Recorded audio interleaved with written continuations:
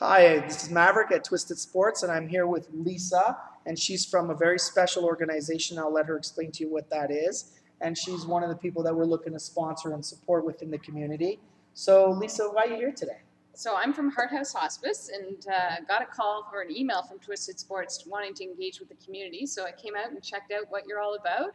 Right. And Heart House Hospice, we've been in the community for 27 years, helping people in their end of life and the families that love them. So we're grateful to see that this is in the community. It's about health and wellness, and it's about supporting the community. So I appreciate your passion, your passion for community and engaging the community to Yeah.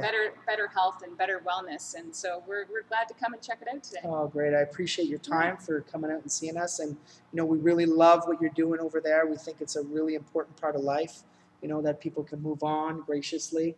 And we hope that we can support you effectively with the families. And that's something that we're looking forward to doing.